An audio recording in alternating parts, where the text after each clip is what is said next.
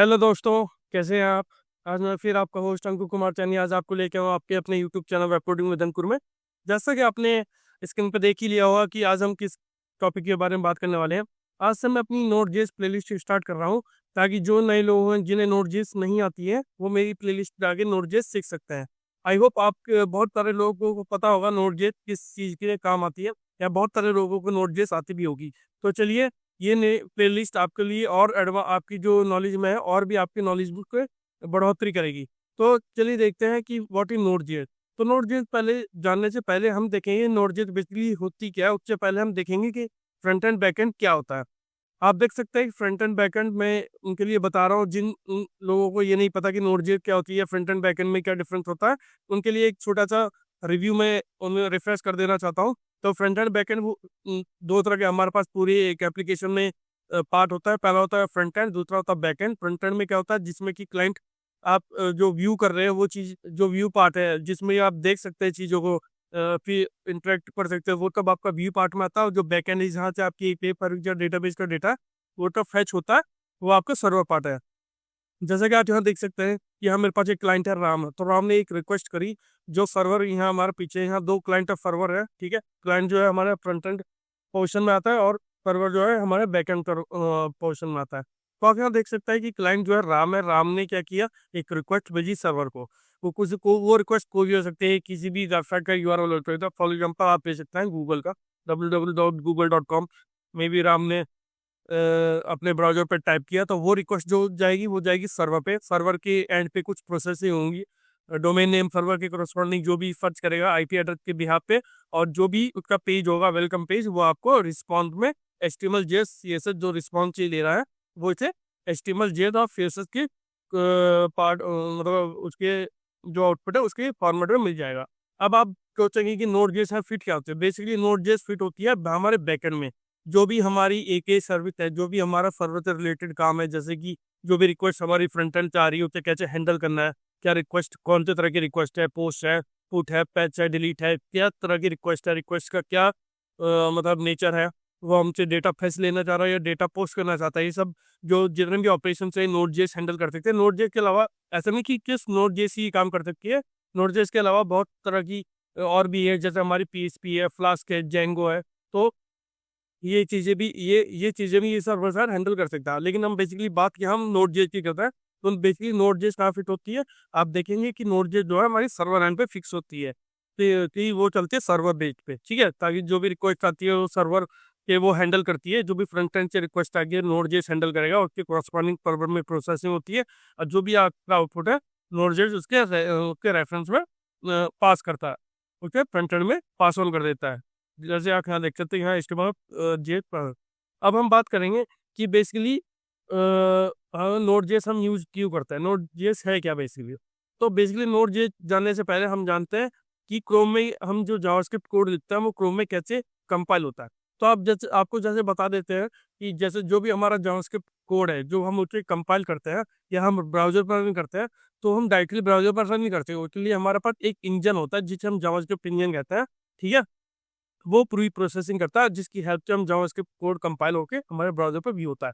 तो क्रोम में जो इंजन होता है जो कि जावास्क्रिप्ट कोड को कंपाइल करता है, क्योंकि जो हमारा जावास्क्रिप्ट कोड है वो ब्राउजर के अंदर ही रन करता है, वो ब्राउजर के बाहर रन नहीं करता है, ठीक है।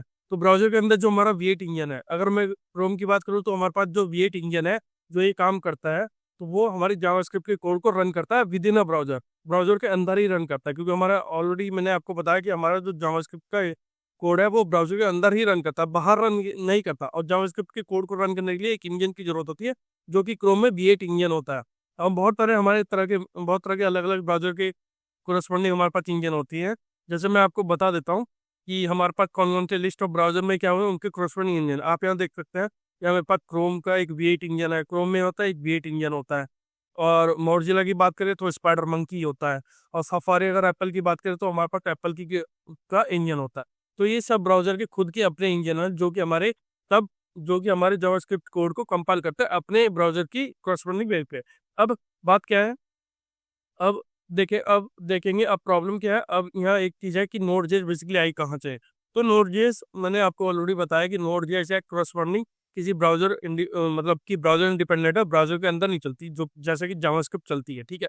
तो जो इनके जो जो डेवलपर है, जो कि है रेहान डाल, उन्होंने क्या किया, क्रोम का पूरा ब्राउजर, क्योंकि क्रोम एक ओपन सोर्स ब्राउजर है, तो ओपन सोर्स कोड अवेलेबल होता है उसका। तो उन्होंने क्या किया, उसे डाउनलोड करके उसके V8 इंजन को उसमें से निकाला, उसके साथ ही उसे C++ के साथ उसे कंपाइल किया। मतलब इन द सेंस कि आपको हमने दोनों चीज़ों को जोड़ के एक नोड जेस आप कह सकते हैं नोड जेस एक रन टाइम इन्वायरमेंट है, जो कि करस्पॉन्डिंग है। तो इसमें क्या है, नोड जेस की हेल्प से क्या होता है, जावा इसमें नोड जे इसमें जो होता है जावास्क्रिप्ट की मेन हेड होती है। अगर आपको जावास्क्रिप्ट की अच्छी नॉलेज है तो आप नोड जेस भी अच्छे से कर पाओगे, क्योंकि नोड जेस क्या होती है, बैकएंड पे काम करती है, फ्रंट एंड पे भी हमारे पास जावास्क्रिप्ट काम करती है। अगर हमें जावास्क्रिप्ट आती होगी तो हम नोड जेएस में अच्छी तरह काम कर पाएंगे। तो इस तरह से V8 इंजन C++ का कंबाइन जुड़ के नोड जेएस बिल्ड हुई है, ठीक है। अब इसमें क्या है, तो ये मैंने बता दिया कि अब क्या बात करेंगे कि नोड जेएस बेसिकली है क्या। तो नोड जेएस मैं बता देता हूँ, एक तरह का open source, already open source होती है हमारे पास, ठीक है। और cross platform run time environment actually जो अलाउ करता है जावास्क्रिप्ट को बाहर रन करने का। अभी मैंने आपको बताया कि जावास्क्रिप्ट जो होती है वो हमारे ब्राउजर के अंदर ही अलग अलग उनके ब्राउजर इंजन की बेस पे रन करती है, ठीक है। लेकिन नोड जेएस ने ये कैपेबिलिटी उसे बाहर भी प्रोवाइड करी है, जो कि पहले नहीं थी। पहले क्या था कि जावास्क्रिप्ट खाली सिर्फ ब्राउजर के अंदर रन करती थी, लेकिन जब से नोड जेएस डेवलप हुआ है, उसने क्या किया, हमारे जावास्क्रिप्ट कोड को जो कि हमारा ब्राउजर के अंदर चलता रहा, अब हम उसे ब्राउजर के बाहर भी चला सकते हैं। वो फैसिलिटी प्रोवाइड करता है हमारा नोड जेएस का रन टाइम इन्वायरमेंट, ठीक है। और बेसिकली इसमें क्या था, गूगल का V8 इंजन लगा हुआ है, जो कि हमारे कोड को हाईली परफॉर्मेंस से करता है, हाईली एग्जीक्यूट करता है, ठीक है। और नोड जेएस की खुद की बहुत सारी फैसिलिटी, जैसे नॉन ब्लॉकिंग है, इवेंट ड्रिवन है। ये जैसे हम आगे, ये आपके अलग अलग ये वर्ड कुछ ज़्यादा बड़े हो रहे हैं, आगे हम देखेंगे, जैसे जैसे हम इसमें आगे वीडियो बनाएंगे देखेंगे ये तब कैसी चीज़ें काम करती हैं।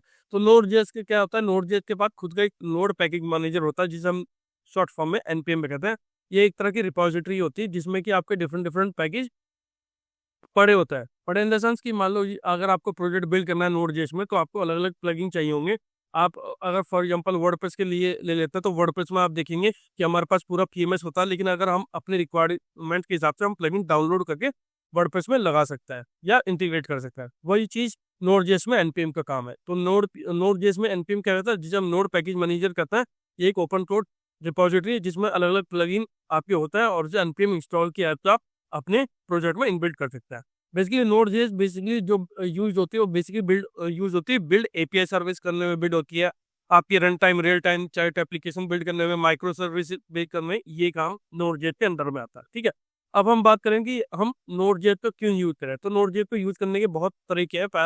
पहला तो जावास्क्रिप्ट ही है, क्योंकि नोड जेएस भी अगर आपको जावास्क्रिप्ट आती होगी तो आप फ्रंट एंड में पाती साथ बैक एंड में भी काम कर सकते हैं, तो भी जावास्क्रिप्ट नोड जेएस में भी यूज होती है, ठीक है। दूसरी क्या है, इसकी परफॉर्मेंस। इसकी परफॉर्मेंस हाईली परफॉर्मेंस है, और ये नंबर फर्स्ट इसलिए है क्योंकि इसमें गूगल का V8 इंजन, जो कि हमने क्रोम से लिया है, वो लगा हुआ है। ताकि क्योंकि वो क्या करता है, वो मल्टीपल रिक्वेस्ट को इजीली हैंडल करता है, जिससे कि हमारी एप्लीकेशन हैंग नहीं होती है, या मतलब स्लो नहीं होती है, ठीक है। और ये जो नोड जैसे वो बिजली आइडल एप्लीकेशन होती है, जैसे चैट एप्लीकेशन या लाइव अपडेट, ऑनलाइन स्ट्रीमिंग या ऑनलाइन गेमिंग, ये सब जो क्विक फ्लो डेटा, जहाँ हमारा रैंडमली बहुत large amount of data process होता है रन टाइम पे, लाइव टाइम पे, तो वहाँ ये नोड जेएस एप्लीकेशन, वहाँ नोड जेएस बहुत ही अच्छा परफॉर्म करती है। तो और मैंने आपको बताया कि नोड जेएस पैकेज NPM क्या होता है, नोड पैकेज मैनेजर होता है, जिसमें thousand of pre built package होता है, जो कि हमारे इन्वायरमेंट को हमारे डेवलपमेंट को स्पीड अप करते हैं। जो भी पैकेज हमें चाहिए अपने प्रोजेक्ट के अकॉर्डिंग, हम इजीली उसे NPM इंस्टॉल के थ्रू रन कर सकते हैं। एक चीज़ और है इसमें कि नोड जेएस जो होता है, उसे हम किसी भी इन्वायरमेंट पर रन कर सकते हैं। जब हम एप्लीकेशन रन करते हैं, तो चाहे वो विंडोज़ हो, चाहे वो मैक हो, चाहे वो लाइनक्स हो, विदाउट एनी मेजर चेंज हम उसे इजीली कहीं भी रन कर सकते हैं। अब आपको मैं एक एग्जांपल करके दिखाता हूँ कि नोड जेएस और जावास्क्रिप्ट में क्या बेसिकली कॉमन डिफरेंस है, ठीक है। तो चलिए चलता मैं विजुअल स्टूडियो कोड की तरफ। तो आप देख सकते हो, ये मेरा नॉर्मल ब्राउजर है, जो भी मेरे पास मैं यूज़ कर रहा हूँ, गूगल क्रोम, ठीक है। हम क्या करेंगे, F12 करेंगे, अपने कंट्रोल में जाएंगे, और मैं यहाँ कुछ चीज़ें टाइप करूंगा। ये सिंपल जेएस होगी, सिंपल जावास्क्रिप्ट, जो हम मुझे और आपको दोनों को आती है, ठीक है, सबको आती है लगभग, ठीक है। तो कंट्रोल लॉक करूंगा, और पाती इसमें हेलो लिखूंगा, ठीक है। सेव करूंगा, और मतलब आप देख सकते हो हेलो टाइप हुआ, ठीक है। 2+3 करूंगा, 4 करूंगा, तो ये जो प्रोसेसिंग हो रही है, ये जो कंट्रोल लॉग कर रहा है, हेलो हमें डिस्प्ले हो रहा है, 2+4 कर रहा है, ये पिक हो रहा है। तो ये किसकी हेल्प करता है, जो गूगल का वेट इंजन है, वो तब काम ये कर रहा है। ये हमने सिंपल जावास्क्रिप्ट है, जावास्क्रिप्ट हम ये V8 इंजन के थ्रू ये प्रोसेस हो रहा है और हमें डिस्प्ले हो रहा है। अगर मैं यही चीज़ control.log.hello अगर मैं नोड में लिखूंगा तो नोड में मैं कैसे चलाऊंगा, जैसे कि आप देख सकते हैं, ठीक है। तो नोड में अगर मैं पेस्ट कर दूंगा तो देखिए आप नहीं चला पाओगे, ठीक है। तो इस केस में नहीं चला पाएंगे, तो इस केस में क्या करूँगा, तो मैं यहाँ लिखूंगा नोड।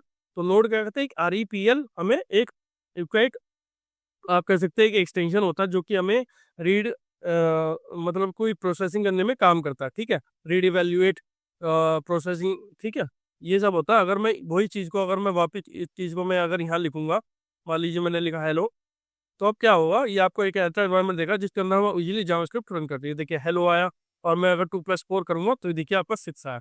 तो ये REPL एक तरह का एनवायरनमेंट प्रोवाइड करता है जिसमें कि हम जावास्क्रिप्ट के कोड को इजीली रन कर सकते हैं। तो ये डिफरेंस है। तो जावा, क्योंकि यहाँ आप देख सकते हैं ब्राउजर में हमने यहाँ console.log हेलो किया तो हेलो हमें ब्राउजर में दिया, क्यों, क्योंकि वो V8 इंजन उसे प्रोसेस करके आपको दिखा रहा है। ठीक वैसे ही हमने डायरेक्टली वो कोड को नोड में लिखा, लेकिन नोड में चीज़ें नहीं चलती हैं, तो इसलिए हमने क्या किया, इस REPL से स्टार्ट किया, नोड जेएस में हमने किया। और ये REPL क्या करता है, जावास्क्रिप्ट के कोड को हमारे लिए नोड जेएस के अंदर रन करता है। तो वो मैंने कंसोल लॉग किया और वो इजीली हमें डिस्प्ले है। तो ये डिफरेंस है जावास्क्रिप्ट और नोड जेएस में, कि नोड जेएस क्या है, नोड जेएस एक रन टाइम एनवायरनमेंट है जिसके अंदर हम इजीली जावास्क्रिप्ट को रन कर सकते हैं, ठीक है। और जावास्क्रिप्ट बेसिकली क्रोम के V8 इंजन पर रन हो रही है। तो ये है बेसिक डिफरेंस। अगली हम नेक्स्ट वीडियो में देखेंगे कि कैसे हम नोड.js को इंस्टॉल कर सकते हैं। आई होप आपको ये वीडियो अच्छा लगा होगा। अगर मेरी वीडियो अच्छी लगे तो प्लीज मेरे चैनल को लाइक कीजिए, सब्सक्राइब कीजिए। Thank you.